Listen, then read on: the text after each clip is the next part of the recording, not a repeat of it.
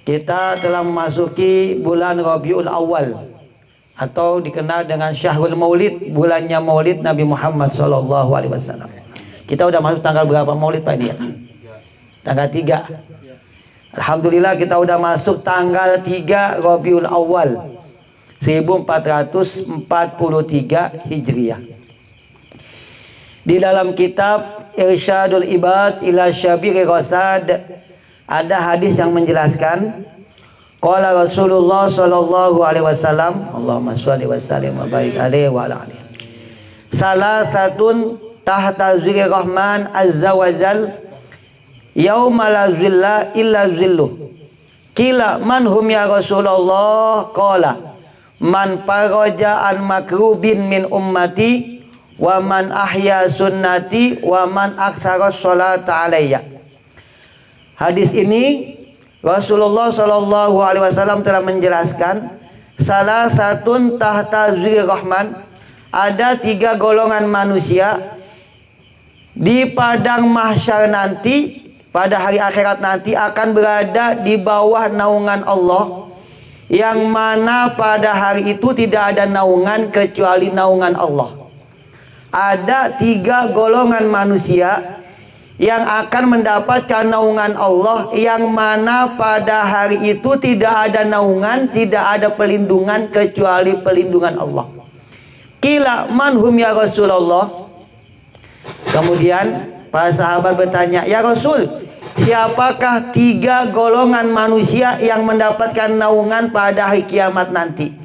Maka Rasulullah menjawab, ya Rasul, siapakah 3 golongan manusia yang mendapatkan naungan pada hari kiamat kelak? Maka kata Rasul, 3 golongan manusia yang akan mendapat naungan, yang akan mendapatkan naungan atau perlindungan pada hari kiamat. Yang pertama adalah man faraja an makrubin min ummati, orang yang memudahkan urusan orang lain, orang yang memberikan kemudahan, memudahkan urusan-urusan saudaranya, yang suka menolong dan membantu saudaranya. Maka golongan pertama, golongan manusia yang akan mendapatkan naungan adalah seorang muslim yang mau meringankan beban saudaranya, orang muslim yang mau meringankan kesulitan atau kesusahan saudaranya, orang muslim yang mau membantu dan menolong saudaranya. Maka golongan yang pertama adalah orang yang senantiasa siap untuk menolong dan meringankan beban saudaranya. Ada sebuah hadis untuk menguatkan hadis ini adalah qala Rasulullah man nafasa an muslimin kurbatan min kurabid dunya nafasallahu anhu kurbatan min kurabi yaumil qiyamah. Siapa yang meringankan beban saudaranya di dunia, siapa yang menghilangkan kesulitan saudaranya di dunia, maka nanti pada hari kiamat Allah akan menghilangkan kesulitannya. Kalau kita di dunia suka menolong saudara kita, kalau kita di dunia suka menghapuskan beban saudara kita, maka nanti pada hari kiamat Allah akan menghilangkan dan menghapuskan beban-beban pada hari kiamat nanti. Man yassara ala mu'sirin yassarallahu lahu fid dunya wal akhirah. Siapa yang memudahkan saudaranya di dunia, siapa yang menolong saudaranya di dunia, Allah akan memudahkan dan menolongnya fid dunya wal akhirah. Kita nolong saudara kita di dunia, itu pada hakikatnya sedang menolong diri kita. Kita membantu saudara di dunia, pada hakikatnya kita sedang membantu diri kita nanti di hadapan Allah. Kalau kita memudahkan saudara kita di dunia, Allah akan memudahkan urusan dunia dan akhirat kita. Wallahu fi aunil abdi maka nal abdu fi auni akhihi. Allah akan menolong saudaranya, Allah akan menolong seorang muslim selama muslim itu mau menolong saudaranya. Kalau kita suka menolong, kalau kita suka membantu, kalau kita suka meringankan beban saudara kita, nanti pasti Allah akan menolong kita di dunia, terlebih lagi nanti di akhirat. Man kana fi hajati akhihi kana Allahu fi hajatihi. Siapa yang memudahkan hajat saudaranya, Allah pasti akan memudahkan hajatnya. Ada lagi hadis yang mengatakan, man qoma bihawaijin nas fid dunya qadallahu hawaijahu bid dunya wal akhirah. Siapa yang memudahkan hajat saudaranya di dunia, Allah akan memudahkan hajatnya di dunia dan di akhirat. Maka kalau kita suka menolong saudara kita di dunia, kita suka membantu, kita meringankan beban saudara kita di dunia, Allah akan menolong kita di dunia, terlebih lagi nanti di akhirat. Saat manusia kepanasan, saat manusia butuh pertolongan, maka Allah langsung akan memberikan kita naungan, yang mana pada hari itu tidak ada naungan kecuali naungan Allah Subhanahu wa ta'ala. Maka golongan pertama yang akan mendapatkan naungan pada hari kiamat, saat manusia kepanasan, saat manusia dalam penderitaan panas yang sangat luar biasa. Bahkan ada yang mengatakan manusia itu akan tenggelam dengan keringatnya. Ada yang keringatnya itu semata kaki, ada yang keringatnya itu sebetis, selutut, sepaha, sedadak, bahkan sampai ada yang tenggelam dengan keringatnya. Tergantung dengan amal manusia ketika di dunia. Maka saat manusia kepanasan, saat manusia butuh pertolongan nanti, maka Allah akan menolong manusia yang ketika hidupnya di dunia suka menolong saudaranya. Maka golongan pertama, orang yang akan mendapatkan naungan pada hari kiamat adalah orang yang suka membantu dan meringankan beban saudaranya. Ada sebuah khutbah dari Syekh Abdul Qadir Jilani. Di dalam khutbah singkatnya beliau mengatakan, apa kata Syekh Abdul Qadir Al-Jilani? Luqmah waduh taha fi batnil ja'i khairun laka min antabniya alfa masjid. Satu suap makanan yang kamu masukkan ke dalam perut orang yang kelaparan, orang yang miskin, yang susah, kita kasih satu suapan makan sehingga dia bisa senang, kenyang dengan makanan itu pahalanya lebih utama ketimbang membangun 1000 masjid.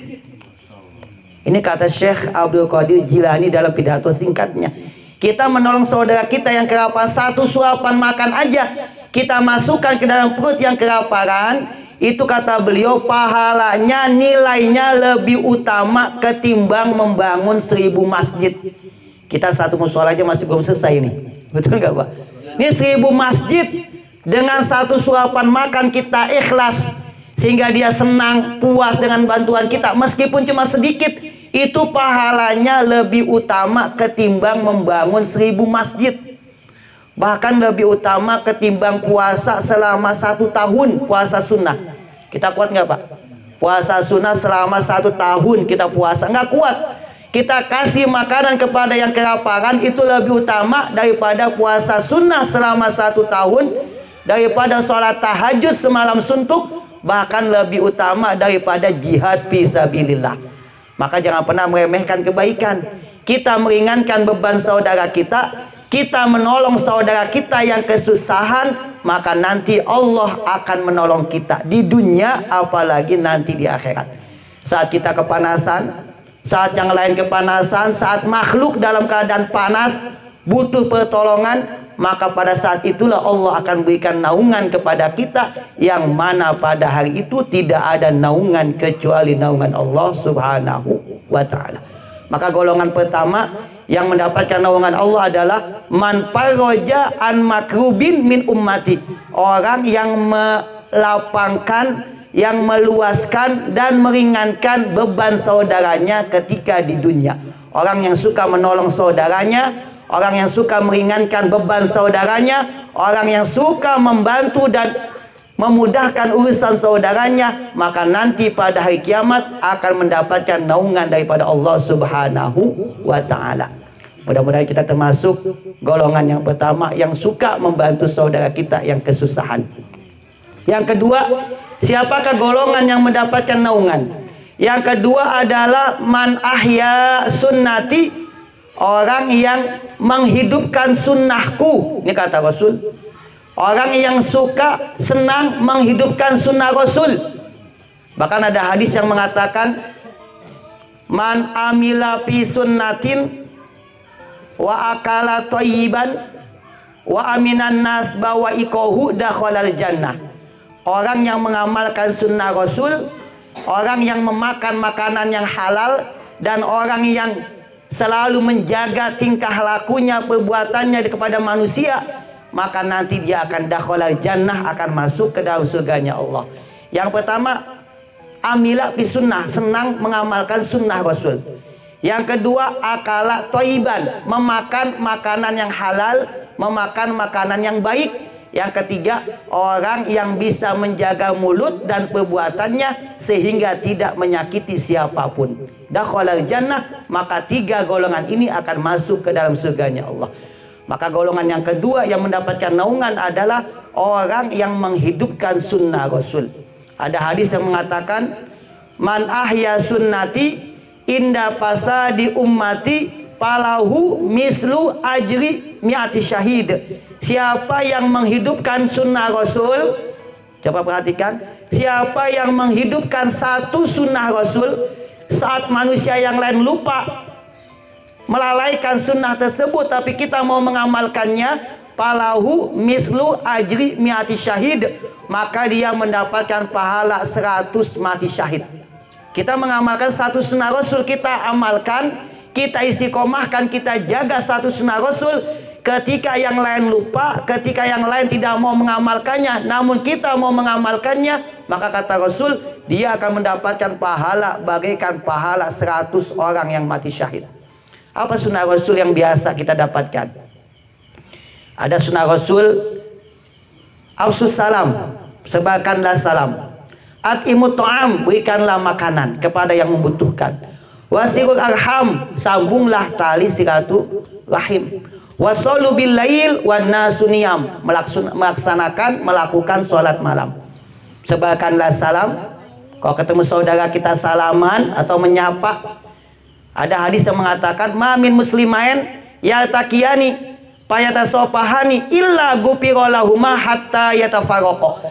Apabila ada seorang muslim, dua muslim yang berjumpa, ketemu di jalan, fayatasafahani, kemudian kedua-duanya berjabat tangan, salaman, ghufiralahuma, maka dosa keduanya akan diampuni, hatta yatafarraqa, sampai keduanya berpisah. Kalau kita ketemu saudara di jalan, kita nyapa, kita jabat tangan, kita salaman, maka dosa kita berdua itu akan diampuni sampai kita berpisah. Ini salah satu sunnah, kalau ketemu kita jabat tangan atau kita salaman atau kita menyapa saudara kita yang ada di jalan. Jangan ketemu buang muka, ketemu nggak nyapa kayak kedebong pisang. Ada nggak Bapak itu? Ketemu jalan-jalan aja, ngeliat saudara, ngeliat tetangga kayak ngeliat setan kabur. Ya itu bukan sunnah Rasul. Kalau kita ketemu saudara kita, minimal kita nyapa, atau kalau naik kendaraan pakai klakson, atau pakai salam, assalamualaikum, atau kita jabat tangan. Itu salah satu sunnah Rasul. Ini mungkin sunnah yang kadang-kadang ada yang mengabaikan. Kalau kita amalkan sunnah ini, kata Rasul, maka pahalanya bagaikan 100 orang yang mati syahid. Yang pertama, afsus salam, sebarkanlah salam dimanapun kita berada. Yang kedua, at'imut ta'am, ngasih sedekah, bantuan makan kepada siapapun yang membutuhkan. Yang ketiga, sambunglah tali silaturahim. Ada hadis yang mengatakan, siapa yang menyambung tali silaturahim di waktu petang, maka akan ada 7.000 malaikat yang mendoakannya sampai pagi. Kita main ke rumah teman kita untuk silaturahim, ke rumah saudara kita yang jauh kita datang dengan niat silaturahim, maka akan ada 7.000 malaikat yang mendoakan kita sampai pagi. Kalau kita silaturahimnya malam, sampai pagi kita didoain malaikat. Kalau kita silaturahimnya pagi, maka dari pagi sampai sore itu ada 7.000 malaikat yang mendoakan kita. Kalau kita niatnya silaturahim, bertamu ke rumah teman atau saudara kita. Maka sambung silaturahim salah satu sunnah Rasul yang mesti kita jaga. Maka siapakah golongan kedua yang mendapatkan naungan? Golongan kedua yang mendapatkan naungan pada hari kiamat adalah orang yang menghidupkan sunnah Rasul. Ada nasihat Rasul kepada anak kecil, ya gulam samillah, kul biyaminika kul mimma yalika. Wahai anak kecil, samillah, bacalah bismillah. Mau makan, mau minum, mau berangkat, mau kerja, jangan lupa awali dengan bismillah. Makan bismillah, minum bismillah, mau jalan bismillah, tawakkaltu 'ala Allah, la haula wala quwata illa bil. Kadang-kadang kita lupa, jalan-jalan aja. Nyalain motor langsung tancep, nggak pakai doa, betul nggak, Pak? Salah satu sunnah Rasul, salah satu sunnahnya kalau kita memulai apapun, setiap kegiatan awali dengan bismillah. Ya gulam, samillah, awali dengan bismillah. Mau makan, mau minum, mau berangkat kerja, baca bismillah. Ada ayat, ada hadis yang mengatakan kalau kita mau kerja baca bismillahi tawakkaltu 'ala Allah, la haula wala quwata illa billah. Itu ada 3 malaikat yang mendoakan kita. Yang pertama apa kata malaikat? Hudita. Yang kedua kufita. Yang ketiga wukita. Hudita, kamu akan mendapatkan petunjuk. Jalanmu senantiasa berada di dalam kebenaran. Ini doa malaikat yang pertama. Hudita, kamu akan mendapatkan petunjuk. Jalanmu tidak akan tersesat. Yang kedua kufita, kamu akan dicukupi. Segala apa yang kamu butuhkan dalam perjalananmu, kamu akan dicukupkan.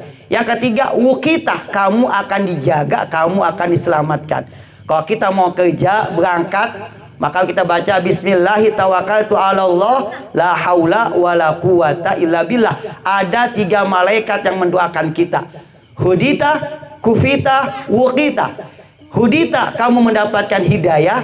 Kufita, kamu mendapatkan kecukupan. Wukita, kamu akan mendapatkan penjagaan atau keselamatan. Maka kalau kita mau kemanapun, mau kerja, mau berangkat kemanapun, baca bismillah. Itu salah satu sunnah Rasul. Ya gulam, samillah, wahai anak kecil, baca bismillah.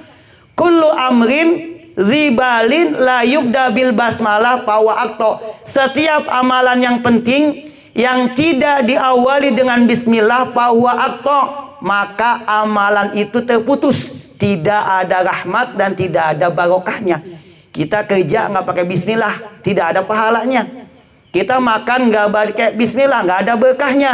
Kita mau ngapa-ngapain nggak baca bismillah, akto, terputus daripada rahmat dan juga barokah Allah Subhanahu wa ta'ala. Maka segala sesuatu disunnahkan, bahkan dianjurkan kita untuk selalu membaca bismillah. Ya gulam, samillah. Mau makan, baca bismillah. Kul biyaminika, makan dengan tangan kanan. Makanya duduk. Kalau makan jangan ngomong. Ini salah satu sunnah Rasul. Makan duduk, minum duduk, jangan ngomong atau bicara ketika kita makan. Maka siapa yang menghidupkan sunnah Rasul, ketika manusia yang lain lupa, maka pada kiamat nanti ia akan mendapatkan zillun, akan mendapatkan naungan yang mana pada hari itu tidak akan ada naungan kecuali naungan Allah Subhanahu wa ta'ala. Yang ketiga, siapakah manusia yang mendapatkan naungan Allah? Man aktsara sholata alayya, orang yang banyak membaca sholawat kepadaku. Aulan nas bi yaumal qiyamah aktsaruhum alayya sholatan. Orang yang paling dekat duduknya denganku pada hari kiamat, orang yang paling dekat duduknya denganku bukan yang paling banyak sholatnya, bukan yang paling banyak ngajinya, bukan yang paling banyak hajinya, sedekahnya. Siapakah manusia yang paling dekat duduknya dengan aku pada hari kiamat? Kata Rasul, aulan nas bi aktsaruhum alayya sholatan. Manusia yang paling dekat duduknya dengan Rasul, manusia yang paling banyak membaca sholawat kepadaku. Maksudnya apa? Akrabuhum minni majlisan, ahakkuhum bisyafaati. Paling dekat duduknya dan yang paling dulu mendapatkan syafaatku pada hari kiamat. Siapa? Manusia yang paling banyak membaca sholawat. Dalam hadis riwayat An-Nasai disebutkan, man sholla alayya sholatan sallallahu alaihi asra sholawat wa huttat anhu asyra khati'at wa rufiyat lahu asra darajat. Siapa yang berselawat kepadaku 1 kali, maka Allah akan berselawat kepadanya 10 kali. Allah akan mengampuni 10 dosa dan Allah akan mengangkat 10 derajat. Kita baca satu sholawat, Allah berselawat kepada kita 10 sholawat untuk kita. Allah akan mengangkat 10 derajat kemuliaan untuk kita dan Allah akan menghapuskan 10 dosa dan kesalahan kita. Padahal yang kita baca cuma satu sholawat. Satu sholawat dapat 10 sholawat dari Allah, dapat 10 ampunan dosa dan akan mendapatkan 10 derajat kemuliaan. Dalam hadis lain dalam riwayat Imam Ahmad disebutkan, man shalla alayya sholatan wahidatan kataballahu lahu biha asyara hasanat. Siapa yang berselawat kepadaku satu kali, maka Allah akan mencatat baginya 10 pahala kebaikan. Subhanallah. Ada dalam kitab Kifayatul Azkiya. Dalam kitab Kifayatul Azkiya dijelaskan tentang dahsyatnya sholawat. Udah ngantuk belum, Pak? Kita kifayah. Dalam kitab Kifayatul Azkiya, nama kitabnya Kifayatul Azkiya. Azkiya itu Takiyun Azkiya, orang yang bertakwa. Dalam kitab Kifayatul Azkiya disebutkan tentang dahsyatnya sholawat. Ada 4 malaikat.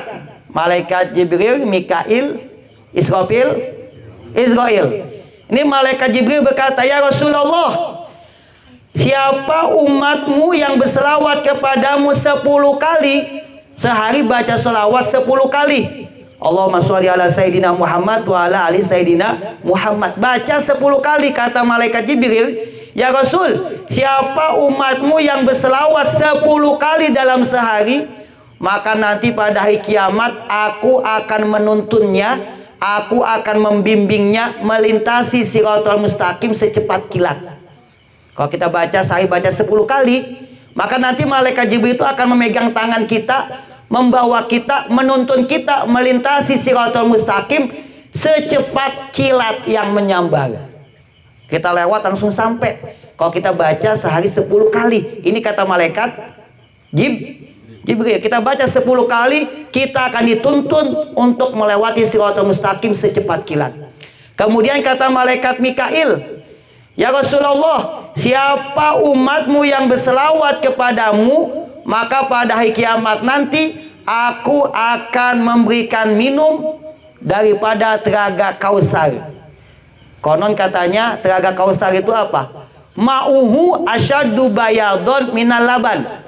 Airnya itu lebih putih daripada susu, wa ahla minal asal, lebih manis daripada madu. Man yashrab minhu lam yazma ba'dahu abadan. Siapa yang meminum sekali minum, tidak akan pernah kehausan selamanya. Tuh, kita baca 1 kali doang, maka nanti akan dikasih minuman dari telaga Kausar. Kita minum sekali, maka kita tidak akan pernah kehausan selamanya.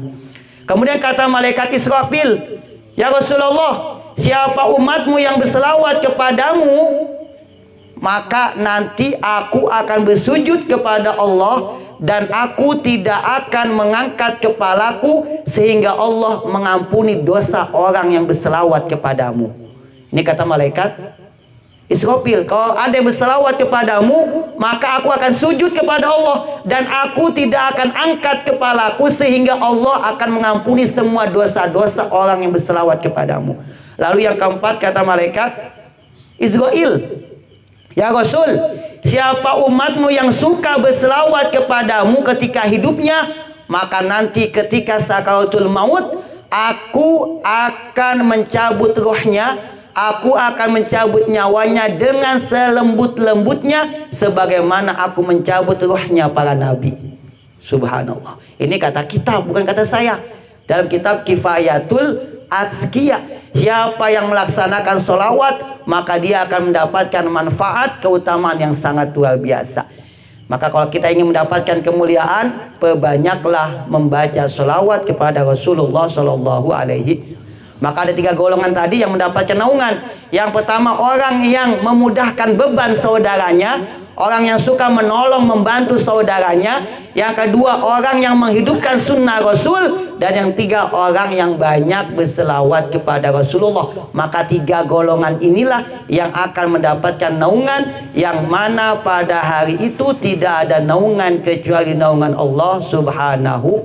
Mudah-mudahan kita termasuk. Mudah-mudahan tiga-tiganya kita termasuk. Amin ya Allah ya Rabbal alamin.